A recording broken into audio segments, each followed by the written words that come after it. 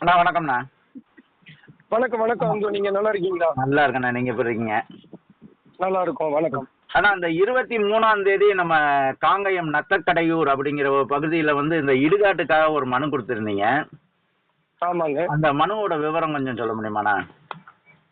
ஆக்சுவலா இது பாத்தீங்கன்னா நத்தக்கடையூர்னு சொல்லி காங்கேயத்துடைய சட்டமன்ற தொகுதிக்குள்ள இருக்கு.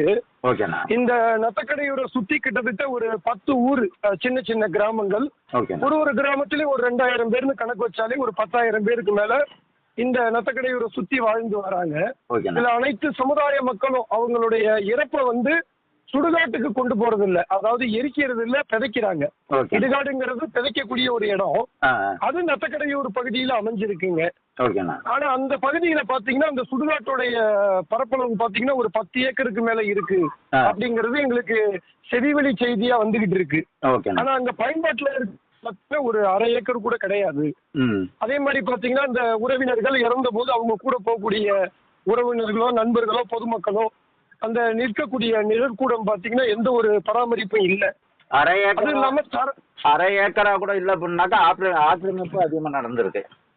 ஆக்கிரமிப்பு அதிகமா இருக்கு. அதே மாதிரி இந்த தரம் பிரிக்காத குப்பைகளை, அதாவது இந்த கிராமத்துல இருக்கக்கூடிய குப்பைகளை கொண்டு வந்து அந்த இடத்துல வந்து கொட்டியிருக்காங்க நிறைய, பெரும்பான்மை. அப்ப மழைகள்லாம் பெய்யும் போது பாத்தீங்கன்னா அந்த ஸ்மெல் ரொம்ப அதிகமா இருக்கு.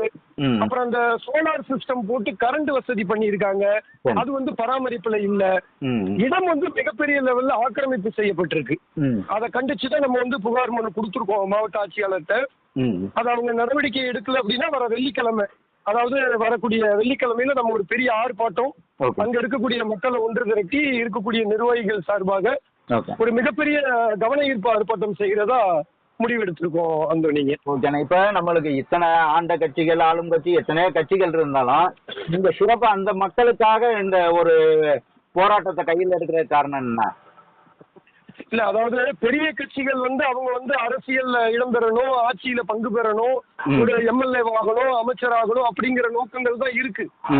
அவங்களுக்கு நாட்டு மேல இருக்கிற நாட்டு மக்களுடைய அந்த ஒரு மரியாதை இருக்குதா, அவங்களுடைய செயல்பாடை எப்படி பாக்குறாங்க அப்படிங்கிறது மக்களுக்கு தான் வெளிச்சம். என்னை பொறுத்த வரைக்கும் நம்மளுடைய விளிம்பு நிலையில இருக்கக்கூடிய மக்களா இருக்கட்டும், ஒரு பொது பிரச்சனையா இருக்கட்டும், புதிய திராவிட கழகம் உறுதியா நிற்கும். அந்த ஒரு காரணத்தினாலதான் நம்மளுடைய செயல்பாடை நம்ம வந்து தீவிரமா எடுத்துட்டு போறோம். உங்களுடைய போராட்டம் வெற்றி பெற வாழ்த்துக்கள்ண்ணா. நன்றி நன்றி அந்தனிங்க, நன்றி.